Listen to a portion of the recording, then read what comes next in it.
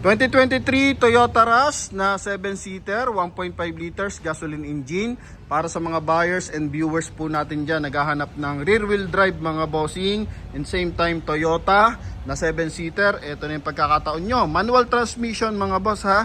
Yan, silver metallic ang kulay ng ating unit. Ikutan muna natin ng bahagya.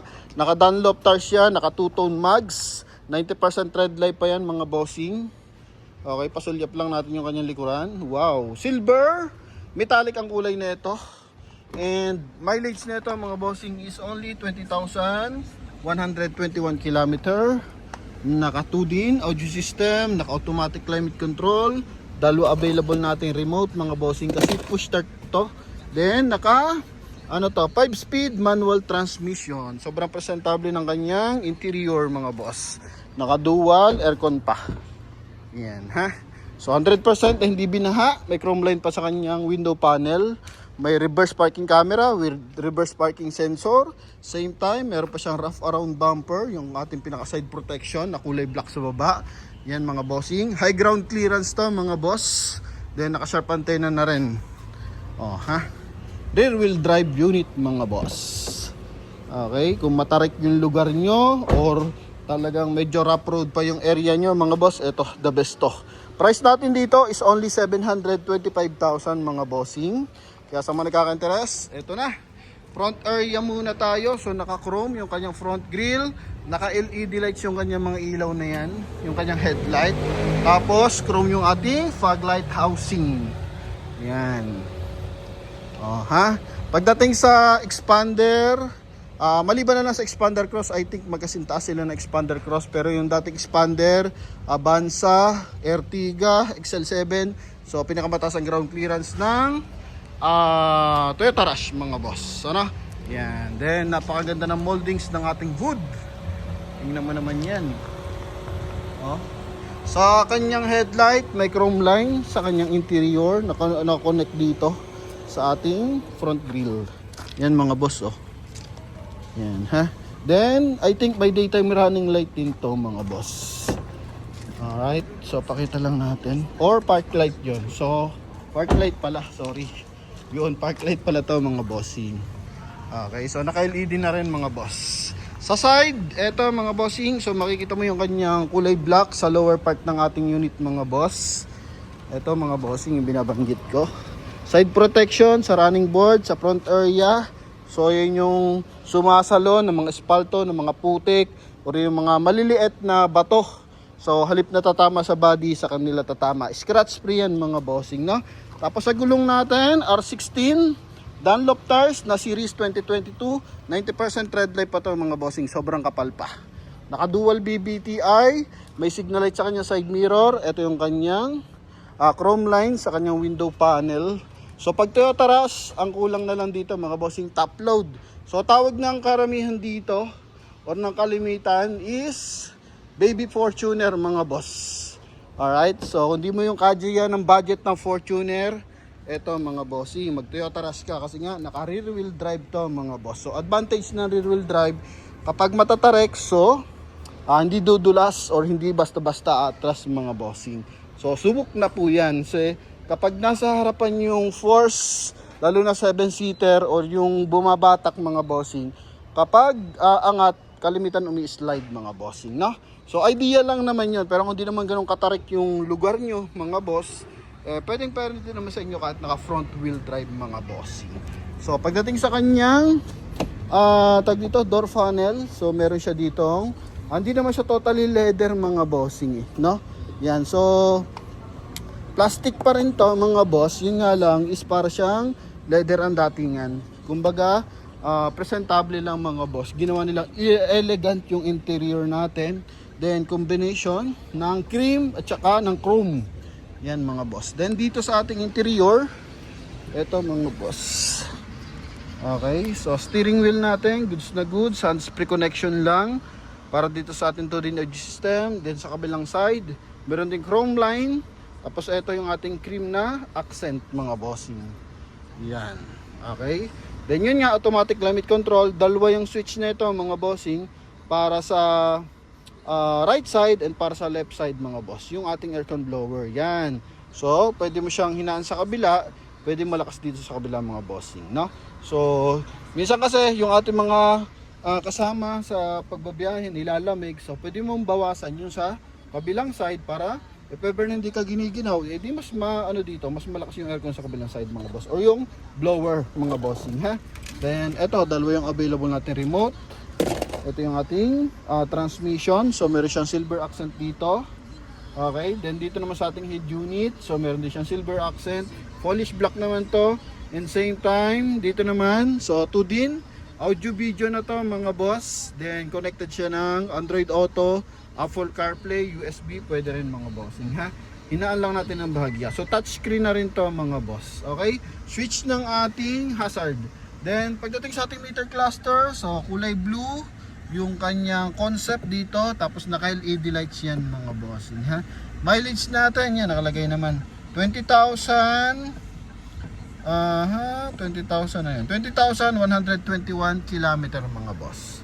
Okay, yan, power adjust yung ating side mirror mga bossing, yan. Then dito na sa kabilang side, yan mga boss.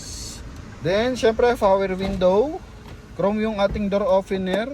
Meron din siyang stability control mga boss. Yan. Para at least kahit mag-emergency brake tayo, walang tendency bumaliktad yung ating unit mga bossing. Lalo na mataas yung ground clearance, so mas kailangan yan naka-balance mga boss yung ating mga brake at saka yung ating makina. So nagsasabay yan mga bossing, no? Yan. So halip na mapapansin nyo parang sa jeep mga boss, pag walang ABS, so kadalasan dumudulas or umiingay yung gulong mga boss, naglalak yung steering wheel once na nagbigay tayo ng malakas na brake or madiin na brake mga bossing. So pag ganyan naka cruise control, so kahit mag yan mga bossing, kahit magpreno ka ng biglaan, mamamanipulate mo pa rin yung ating manubela. Okay, so connected yan sa ating ABS, sa ating preno mga bossing, ha.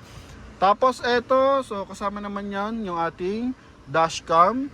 Pagdating sa ceiling, so naka dual AC.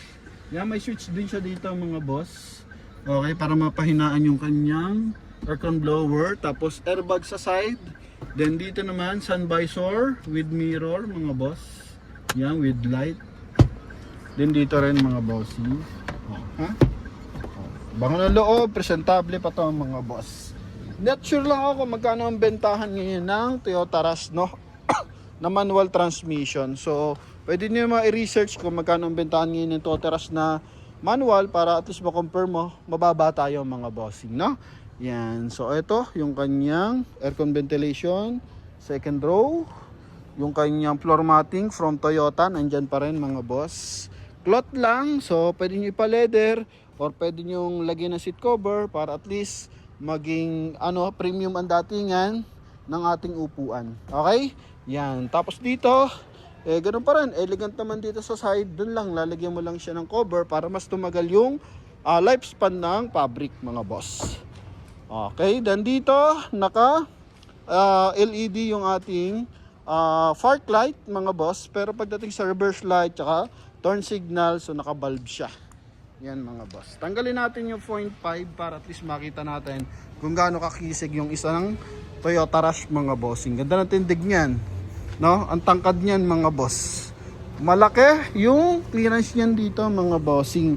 So once na loaded kayo 7, so wala panis yan dyan mga boss. Even nga yung Toyota Avanza na 1.3, kayang-kaya niya yung 7-seater mga boss or 7 seating capacity na pasahero. What more pa tong 1.5 liters mga boss, no? Yan. So kagandahan is rear wheel drive mga bossing. Okay, so naka-hydraulic assist, maayos. Walang basag yung ating mga panel, magkabilaan. Ito, nilagay lang natin sa loob pa, magpagtalaga natin yan mga boss, no? Okay, so mga concern lang natin dito. So mga minor scratches, no? Wala naman siya major dent mga bossing. Pero if ever na may makita tayo, tuturo pa rin natin mga boss. Yung kabilang side niyan. Ito yung sa front passenger side. Yan. Okay, so katapat lang talaga na ito, leather, para mas pogi. Lalo na kung itatapat nyo dito yung kulay ng leather. Wow, panalo yan mga bossing.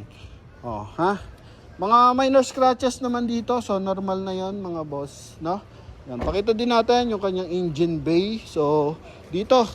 Yan, dito lang may ilang portion ng discoloration or gas-gas mga boss. Pakita ko yan mga bossing ha. Okay, tapos sa ibang side, wala naman ako nakikita na. Dito, maayos sa kabilang side na to mga bossing. So, check natin yung kanyang engine bay. Discuss natin kung ano meron sa kanyang engine bay mga boss. Alright, eto na. Angat lang natin yung hood. Ganda ng moldings. Sa hood, walang problema mga boss. Buo. Yan, wala masyadong gas-gas. Okay, so ganito yung design nyo kapag naka rear wheel drive mga boss. Yan, 1.5 liters yan. So, diretso ang differential mga bossing. Kompleto naman sa markings. Yan, may mga markings pa. Ito yung ABS niya. Okay, yan, may mga markings. Walang tagas. Simula sa ilalim hanggang dito sa taas. So, malinaw naman yung camera natin mga bossing. Tapos, Motolite Gold ang expired hanggang 2027 pa. Okay, December 2027. So, bagong palit yan kung sakasakali. Okay, walang punit or basag yung mga panel dito. Even dito rin mga boss. Yan. Okay. Dito rin sa kabilang side. Yan, mahalaga yan kasi medyo mahal ang mga headlight mga boss. Kaya lagi natin chine-check yan kung sakasakali. Okay, lahat naman ng concern, declared natin sa lahat ng ating viewers and mga buyers mga boss. So yun lang mga bossing, sa mga nakaka-interest dito sa ating Toyota Rush, so pwede nyo makuha sa halagang 725,000. Kasama na dyan yung transfer of ownership mga boss. Best choice to para sa 7-seater kung manual transmission ang hanap nyo mga bossing at ayaw nyo ng diesel engine. So available to mga boss, kaya pwede na kayong tumawag. Thank you.